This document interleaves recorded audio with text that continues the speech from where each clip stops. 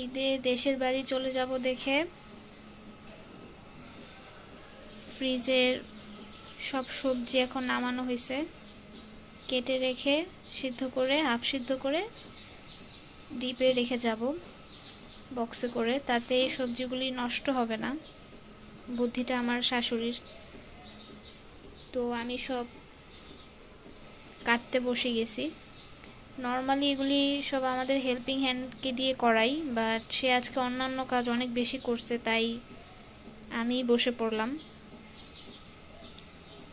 আমি এগুলি করতে তেমন একটা পছন্দ করি না, কারণ আমি অনেকক্ষণ ধরে বসে থাকতে পারি না, আমার ব্যাক পেইনের প্রবলেম আছে। আরও সবজি আছে অনেক, ওগুলি আস্তে আস্তে নামানো হবে। অলরেডি আমি দেখেন পটল ছুলে রাখছি, এই তো আমার সব সবজি কাটা শেষ। এক কড়াই দেখেন সবজি হয়েছে, এখানে আলু, পটল, বেগুন সব কাটা, চাক চাক করে কাটা হয়েছে। এখন আমি লবণ আর হলুদ দিয়ে সিদ্ধ বসিয়ে দিয়েছি। এটা এখন হাফ সিদ্ধ করে ঠান্ডা করে ফ্রিজে রাখা হবে।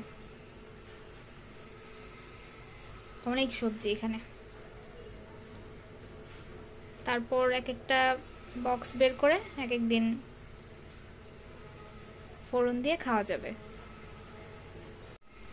তো আপনারাও চাইলে অনেক সবজি হয়ে গেলে যদি দেখেন নষ্ট হয়ে যাচ্ছে বা অনেক দিন হয়ে যাচ্ছে, তখন এভাবে কেটে হাফ সিদ্ধ করে ফ্রিজে সংরক্ষণ করতে পারেন। এতে আর অপচয়ের ভয় থাকবে না। আর একবারে একসাথে করে রাখলে দেখা যায় যে পরবর্তীতে কাজও অনেকটা কমে আসে। তো এটা হলো একটা ট্রিক্স। এতে কিন্তু সবজির স্বাদের কোনো ডিফারেন্স হয় না, যেমন তেমনই থাকে। যখন বাগার দিবেন বা ফোড়ন দিবেন তখন আবার নতুনই লাগবে।